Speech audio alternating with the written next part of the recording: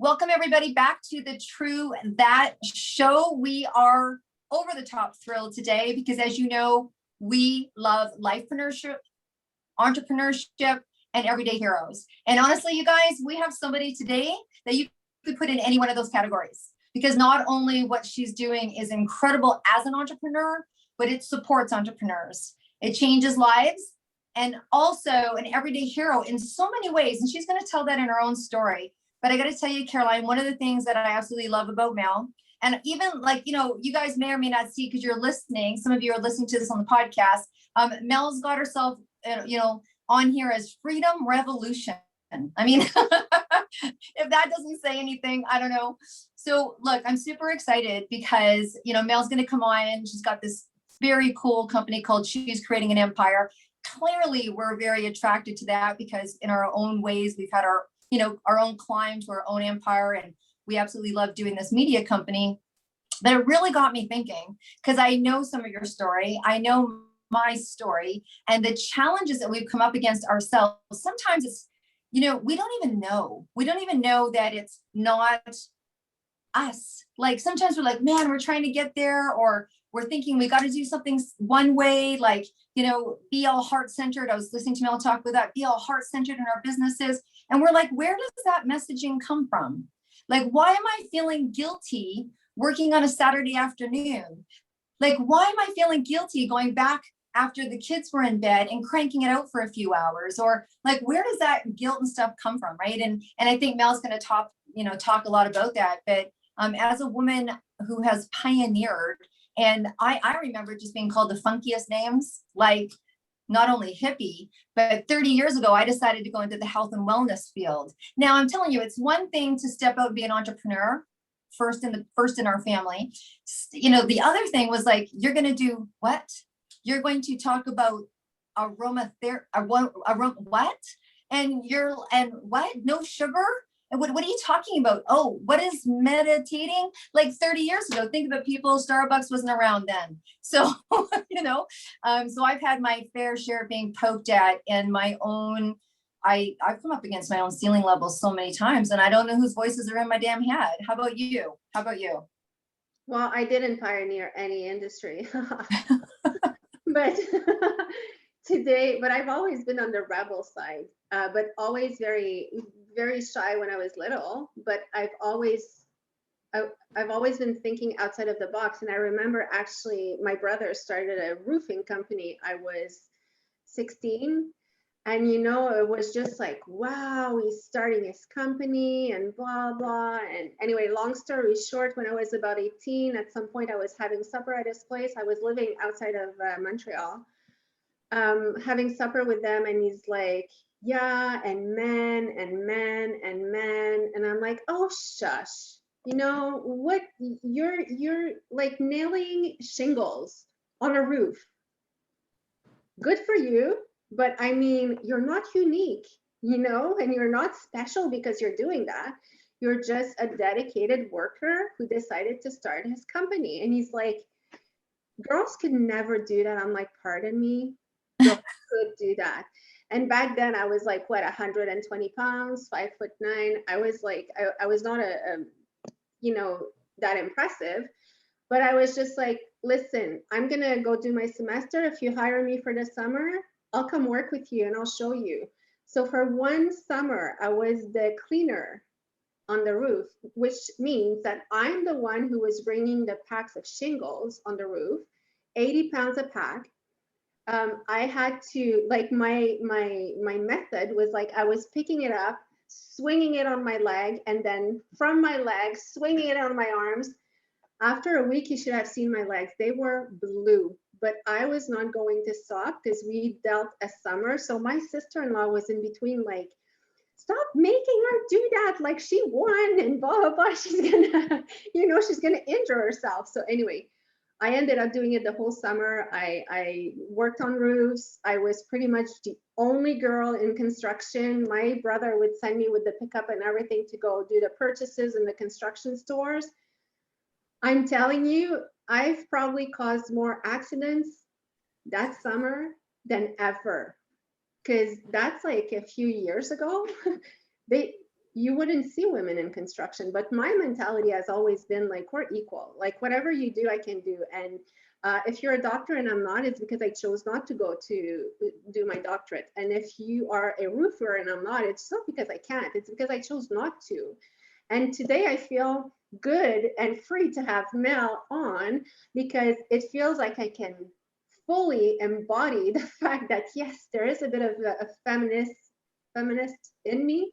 And gosh, yes, let's empower women. I mean, guys, men, yes, I love you, but you had your turn. It's a bit of ours, you know?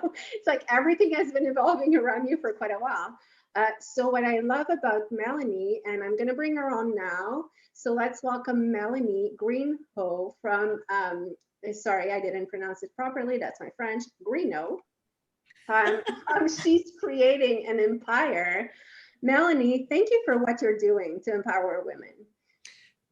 Thank you guys for being here. Honestly, like when I hear, I was listening to some of the podcasts as I was preparing to come on, and hearing that you guys are focused on the story and the journey is so much more important than the success, because I think that oftentimes people look at ladies like you or women that are out in the marketplace and they think that there must have been something magical or special that happened for them, when in reality it was just a process of moving towards an ideal, right? A progressive realization of a worthy ideal, as Earl Nightingale says. So thank you guys for what you're doing.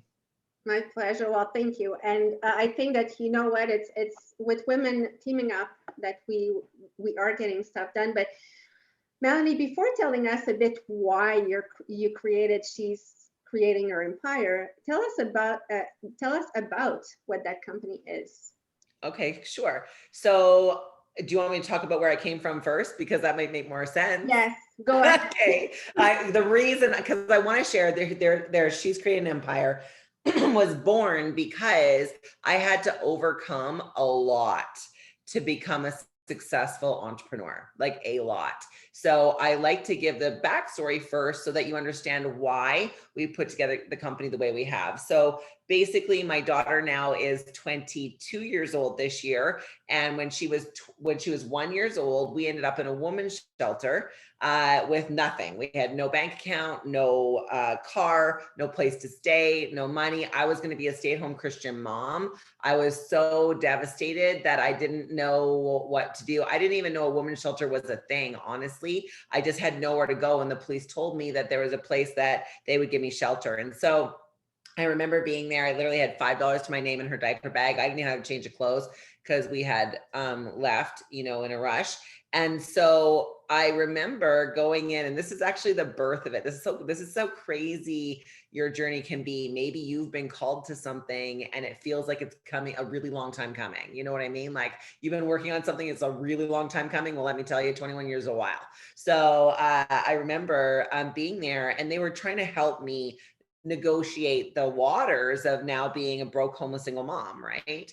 And I remember sitting down and having to apply for a welfare check. And I remember the woman treating me like I was a stain on society, like there was something wrong, like I had done something wrong. If I had been, my church told me that if I, was a good stay-at-home mom and I just did, kept my head down and I stayed and I prayed, it would all work out. Right. And the woman in welfare, she was so horrible to me. And I remember thinking, I will never put my financial, well-being in another human's hands again. Okay. So that was the birth of She's Creating an Empire. Fast forward, you guys, I, got myself back to school, worked until 2 a.m. while my daughter was sleeping, got up with her at 5 o'clock, did my homework, did my day, slept about 3 hours a night for about 4 years, actually. And then become a pastor, opened a couple businesses, all with just learning as I went. And what I realized was that, first of all, business oftentimes is a man's world. And they're not highly collaborative. There's not a lot of, and this is, 15 years ago, there wasn't a lot of coaches to go ask for help. And so I just got to this place of like, I'd learn and I'd do, and I'd, fail a lot. I learned almost everything I know I learned from failing. I'm not kidding. So what happened for me, and that's how She's Created an Empire came about. I became a 7-figure earner in network marketing, have travel and speak on stages all over the world. And I kept having women ask me the same questions over and over again. And maybe your audience has the same questions. How do I get out of debt? How do I increase my income? How do I do, what Deb was talking about, not feel guilty about wanting to build an empire? What mindset do I need to have to survive? Because here's the reality. The reality is a lot has changed, but a lot hasn't changed. A lot has changed. Women can vote, right? We can drive. Those are good things. But there's a lot of things that haven't changed. Like, for example, my friend going to the bank and the bank refusing her a mortgage without her husband's signature. Okay. So it's like a lot has changed, but a lot hasn't changed. And so how do we not go against, because I love what you said, I have a little bit of feminist in you. Like, I'm a wild feminist, but I get when I say that, people misinterpret it because I love men. I'm married. I love my husband. I'm a wild feminist because I believe that women need to be empowered and educated and know the steps to take to secure themselves and their families, regardless of whether there's a man in the picture or not. So that's kind of how the whole thing came about. Wow, that's amazing. You know what I love? And I want to highlight, because you're sitting here, I'm sitting here, Caroline's sitting here. We have a lot of audience that has been in that exact phase that you were talking about, Mel. It's like, how do I, and they don't finish this. The sentence is inputted like, how do I get more money? How do I this? How do I that? But it's more like, how do I do it within these confines? How do I do it with the beliefs that I have about myself right now? How do I do it? Because that's what I mean, where we come up against our own glass ceiling. And I don't know about you guys, but I'll take ownership for mine. I have hit up against myself many times. And that's where that question is, who's riding in the bus? And I love the word, I studied feminism for a long time and then came up, there's some great words around womanist. And I think the word womanist came out just to tone it down at a time where we were really, really looking to have a sense of identity as a gender, right? And have that gender be equalized. And I'm with you. I still to this day, and Caroline's heard me rant and rave about it. I'm like, I'll probably do a campaign at some point, is why still in bank applications is it, or even lots of applications, it's Mr. MR. That's it. That's the only thing they got for guys. But if it's a woman, it's are you an MISS? Are you an MRS?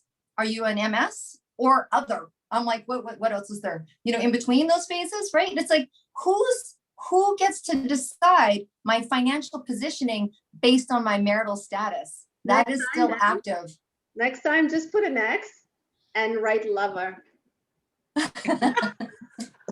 I love it. Well, and I think you guys too, like the tricky part is, and we were saying this before the interview, is that women, we've been socialized, and I really need you guys to hear me, because the way I was able to transform, not you guys, but your audience to hear me, is the way I was able to transform my life and do what I've done is because I've been very intentional about what I choose to believe. I've been very intentional, measuring, okay, the world taught me that women should be, like kids should be seen, not heard, right? Or women should be quiet and wear flowing dresses and have makeup and hair done all the time and just be an accessory. And so that's literally the era that I grew up in. I'm 47 years old. And it doesn't matter. My daughter, even still now, she's been taught and told that her butt is more important than her mouth, meaning her pretty Instagram pictures is what's going to get her a following, not her beliefs and her values and her core being, right? So I love that word womanist. I think that, for me, it's like, now we've got this huge gender equality thing happening, meaning there's like, all kinds of genders rising up, or gender identity conversation happening. And I think all of us have an opportunity to choose the person and not the package. And I think that that's really powerful. And so for the women listening and for the guys, you've been trained to think about yourself a certain way. Who told you need to think like that? Who told you need to do it like that? And if you agree and you want to keep that belief, amazing. But if you have things that aren't serving you, and I'll give you an example, money comes easily and frequently from multiple sources on a continuous basis. That's the truth in my life. I do not worry about money. Money flows to me easily and frequently from multiple sources on a continuous basis. How is money in your life? right? Most people have literally been groomed to fear money. The only money thoughts they have are stressful. They're, not enough, just enough. How am I going to? What if? Like and you can just feel that when you talk about it, it shuts down the possibilities. And so we have to be super intentional about what we want to earn, how we want to earn it. Anyone can work from home. Anyone. I have 7 streams of income. Now I didn't start with 7. I started with 1. Right. And then when I got that one, I did another one. But you guys understand that it's like we have to intentionally unpack the things that we've been trained so we can repack our bag with the stuff that we want to believe. And I think it comes down to, gender doesn't even factor into that. That's a human thing. That's a core human spirit desire. So. No, and I love what you're saying there, because I will give a very live example of my husband and I. We have a discussion on something like, oh, let's redo the bathroom. I'm like thinking we can do a 60 by 60 feet bathroom in hours, but no, you need to stay in that size. So I'm like, okay, let's put it in. He's like, no, we don't have the money. And we do. It's because in his mind, we have the money after we saved for our next 30 years. And then when those 30 years are saved, we need to have a cushion after, in case something happens, in those 30 years. And then after the cushion, well, you really need to be secure. So after all of that, we would have money. So it's really the mentality of this. And my mentality is like, we have $5, let's spend 10, come on. So it's really different. We're so opposite. So thankfully we find a common ground or not.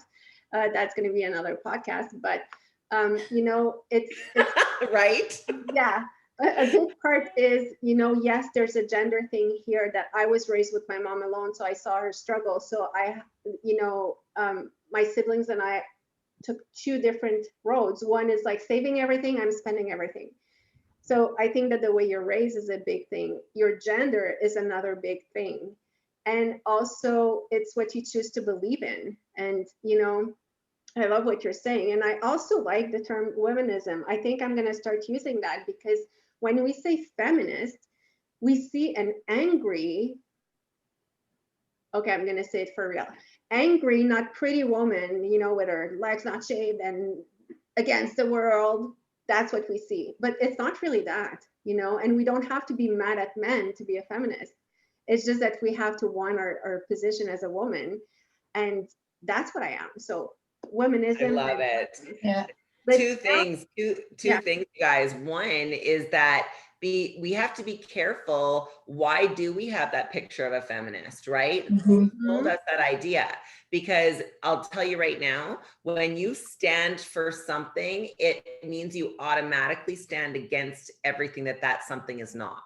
Right? So there are people that don't want for me to know and believe that I'm completely free and capable as a woman. That is there's another side, that everything in life has 2 sides, right? Every coin has 2 sides. So I want to be free. Well, there's another side to that coin where people don't necessarily want that.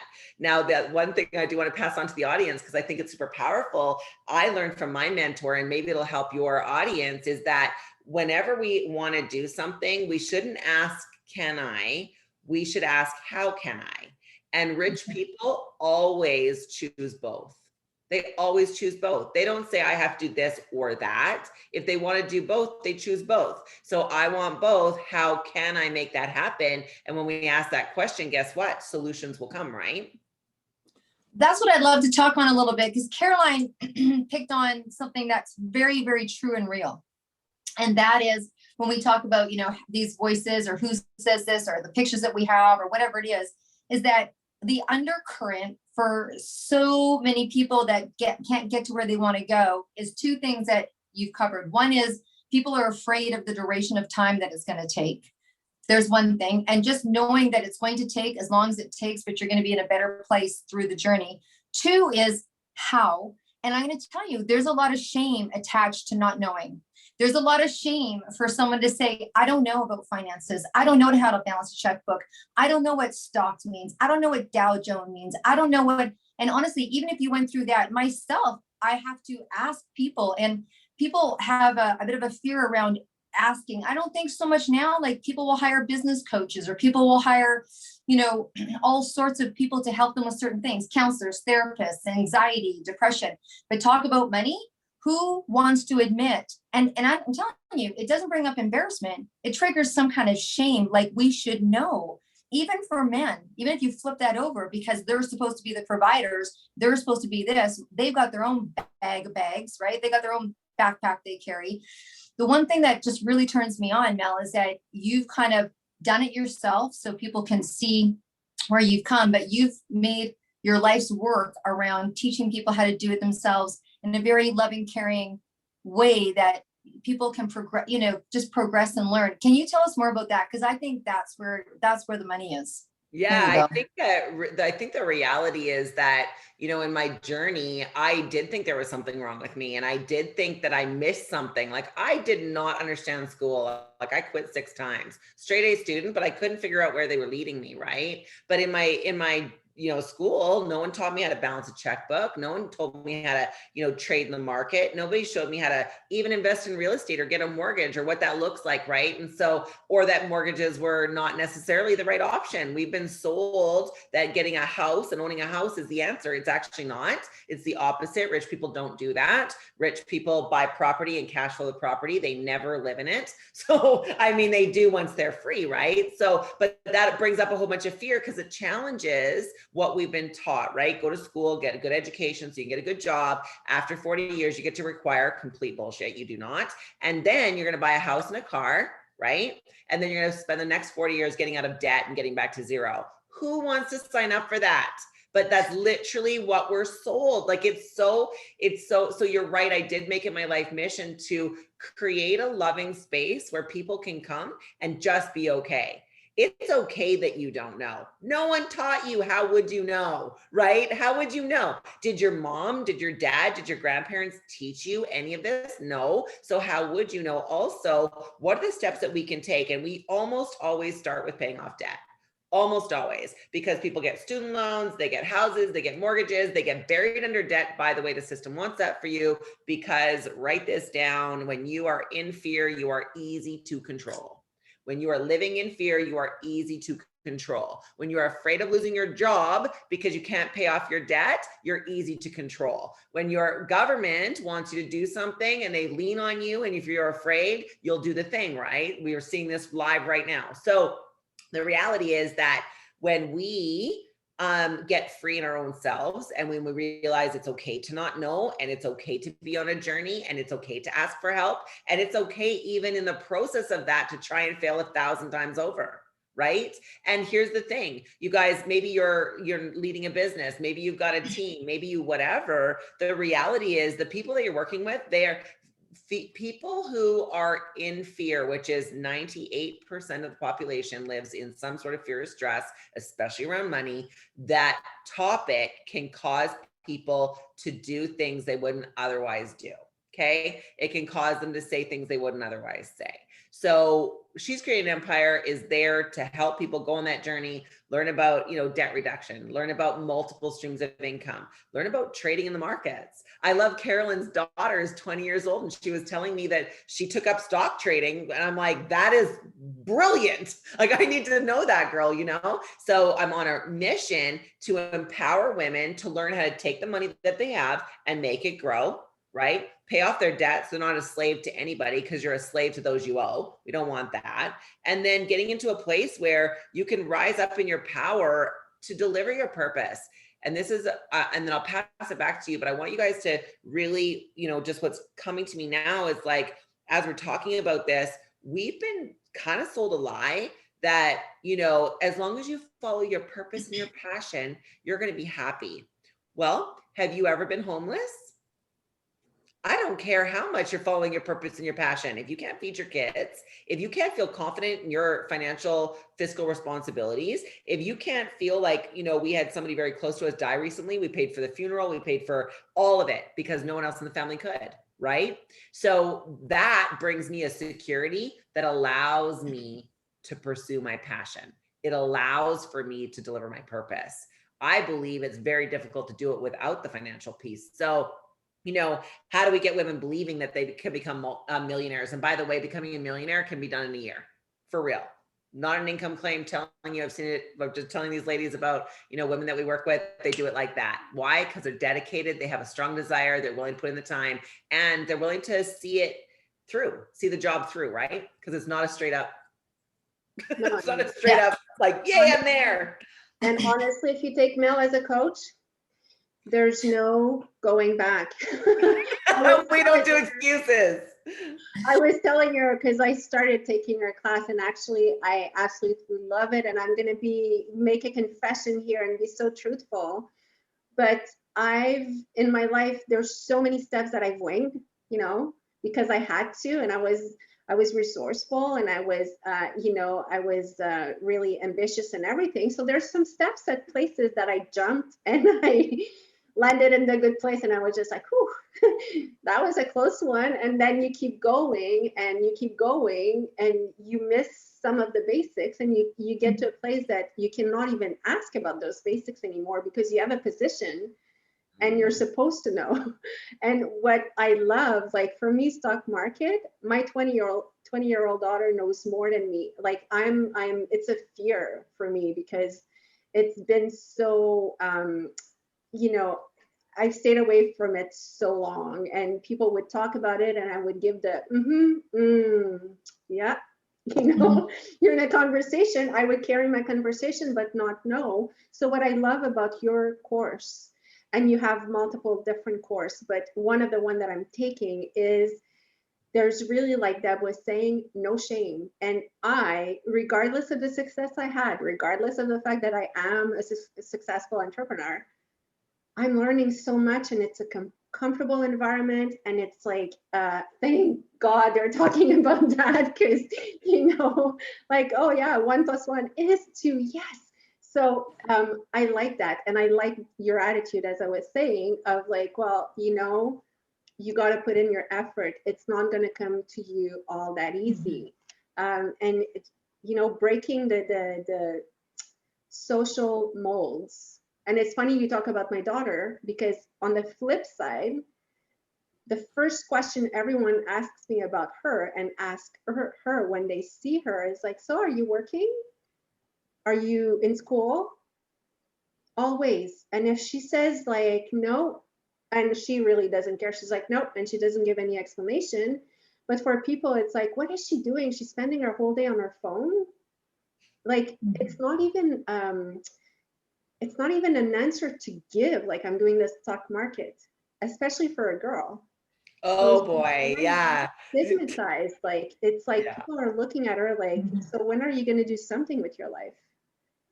And I'm beside them like, she will, she's okay. But anyway, I love your class. And for everyone listening, take that class. Do yourself a favor, take that class. And I'm giving it to you, Deb, because I know you have a lot to say. Well, no, there's one question that I can hear. It's always funny when we do these interviews and I can hear the same question. And so someone who's going to need this answer. And I think specifically, if you are talking women who predominantly take on roles other than, like the aging parents, the young kids. I mean, sometimes physicality requires us to be the one at home, whether you're nursing, whether what have you. So we tend to have more of those caregiving responsibilities, which can feel a little heavy. When I've said, multiple streams of income to some women, and when someone first said it to me, the first thing that went off in my head is, I do not have time for, like, what do you, like, seriously, what is that? 3 part-time jobs, 4 direct sales, like, what am I doing? And so can you ease that pressure for people? Like, when you say multiple streams of income, or you've got 7 multiple streams of income, I think there's people out there that go, I could never do that, because I don't think they really understand. So if you can just shine a light on that a little bit. Yeah, I love it. So the thing about becoming free, people think that it's about the money. It's not, it's about the mindset. When you want financial freedom, the mindset has to come first. So for me, when I look at a business, I ask myself, okay, how much time is it going to require? What's the investment? Do I have to show up to make the money? Because that's not happening. And then when I am actually moving forward, am I feeling good in doing the things? So and I'll just give you guys some examples. My daughter is 22 years old. She started an Airbnb company. She's actually going to be training on this inside She's Creating an Empire. but she started an Airbnb company. She manages it, which means that does a little bit of texting with clients, maybe like 4 hours a month. And then she has cleaners that does the whole thing. And she's making an override of 20% on all the bookings. It's literally a business that she spends 10 hours a month doing that pays her several $1,000s a month, right? Anyone, I don't care if you have aging parents or, like you said, nursing babies, you can do that. That's why I love trading so much. You can trade for an hour a day, legitimately, right from your phone, like you said, right, Carolyn? She's on her phone and people are like, what is she doing? Right? She's making trades. I traded for an hour before I came on here this morning. And I this morning made as much money trading as most people would make at a full-time job in 45 minutes while I was making sweet potato hash browns. So for me, it's like when I look at multiple streams of income, this is not about, I did the whole work 18 hours a day, right? I did that thing when I owned traditional businesses and it almost killed me. I had, my own kid, 2 dogs, 3 foster kids, pastoring a church, single mom, robbing Peter to pay Paul. Like, dude, I worked so hard. And then I got smart, right? Then I got smart and I'm like, okay, wait a second. There are things that I can do. If other people are getting wealthy and it's residual, I can do it too. And that journey took a long time. So I think the thing is, it comes back to our mental state. You have been trained to trade time for money. Trading time for money will guarantee you will never have any money. You don't have enough hours in a day to trade for the amount of money that you want. It doesn't add up. The math doesn't work. So how do we create money that comes to you without your time or a portion of your time? So I'll just give you an example. I have a network marketing business, right? My network marketing business pays really well. I don't want to give any income claims, but I want you guys to know, like, it's a lot of money. And then I trade, and that's a lot of money. And then I have, an online store. That's a lot of money. And I sell courses. That's a lot of money. But that all gradually happened as I took the first step.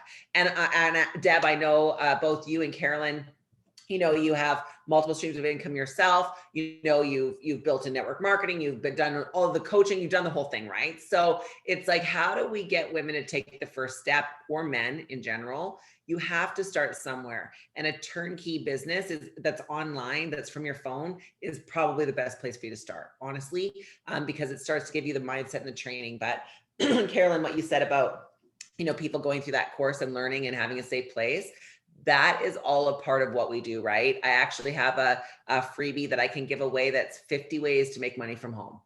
50 ways that you can start to make money from home right now. So I can include that in the notes if you guys want, but it's just, how do we get you to shift trading time for money to leverage sources of income is really what it's all about. Right on, right on. Well, I, if I wasn't signed up, I would. So, because, it's community, right? It's also community. And I think it's community and education that makes the change.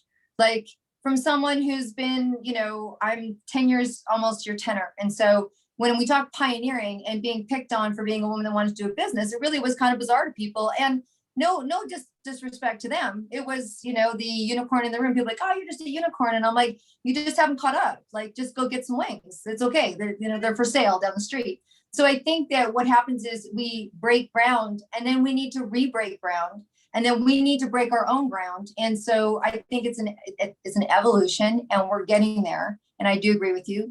It's time, and sometimes it goes backwards, right?